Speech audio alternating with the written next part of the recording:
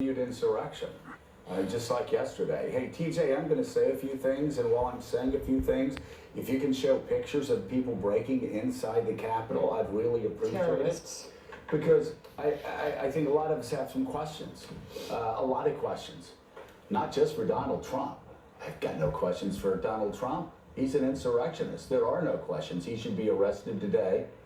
He should be sent to jail today for insurrection against the United States of America. But I do wonder this morning why they weren't better prepared for this. Why weren't the Capitol Hill police better prepared for this? Why wasn't the city of Washington, D.C. better prepared for this? Why wasn't the National Guard better prepared for this? Why weren't law enforcement agencies all across the region better prepared for an invasion?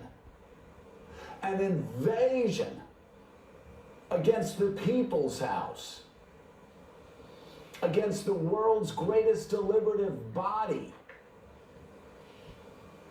And for those of you who have never been up on the Capitol, I spent quite a bit of time there. And even as a member of Congress, I had to have my ID to get in. If I walked across an adjoining street when no cars were on that street, but I didn't have a walk sign, Capitol Hill police would scream at the top of their lungs and tell us all to get back on the sidewalk. When I was walking to a State of the Union address across the street from the Capitol, 5 Capitol Hill police started screaming at me, telling me I had to clear the area. And yet, yesterday we saw some of these same Capitol Hill police officers, who, by the way, I never complained when they were tough. I want them to be tough. I want them to protect the People's House. Yesterday, we see them patting terrorists on the back. We see them taking selfies with people who are committing an insurrection against the United States of America, politely opening the door for terrorists who had scrawled on the door, "Murder the media," who had broken through this glass, letting them just walk through, letting these Trump supporters walk through freely and politely opening doors to the insurrectionists. And then letting the terrorists walk out of the same Capitol they had laid siege to and threatened the lives of members of the House and members of the Senate who they said they were coming to get, including Mike Pence. There has to be an investigation. How many of these Capitol Hill cops are members of Donald Trump's cult? How many? It is a cult. How many allowed this to happen? And I do want to know, where the hell were the D.C. police? Where the hell how did this happen?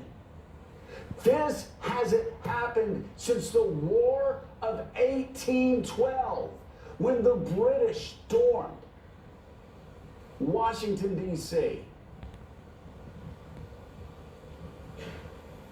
It's obvious this was coming. Donald Trump promised this day was coming. He and his golf caddy, Dan Scavino, were putting out videos saying it was going to be wild. January 6th was going to be wild. We were warned that January 6th was going to be a dangerous day, not just in social media, not just in the media, but in our lives. People would come up to me and ask, "What do you think is going to happen on January the 6th? Well, what happened was the Capitol Hill police weren't ready. The D.C. police weren't ready. The National Guard wasn't ready. Nobody was ready. Well, was it okay because they are white? I just have to ask. Oh, my God. Oh, please. Please. Because please. No, I don't think this would have happened with Black Lives Matters protesters. Let me tell you something. We don't have to even go there. If these insurrectionists were black, they would have been shot in the face. And my God, if these insurrectionists were Muslim, they would have been sniped from the top of buildings. So I want to know from the Capitol Hill police, what is it? Is it just white people? Or is it Donald Trump supporters? Why do you scream at people for walking across the street 3 blocks away from the Capitol? Why are you known as badasses around the Capitol? But then Trump supporters come in and you open the fucking doors for them. You open the doors for them and let them breach the people's house. What is wrong with you? I also want to know, are we a nation of laws?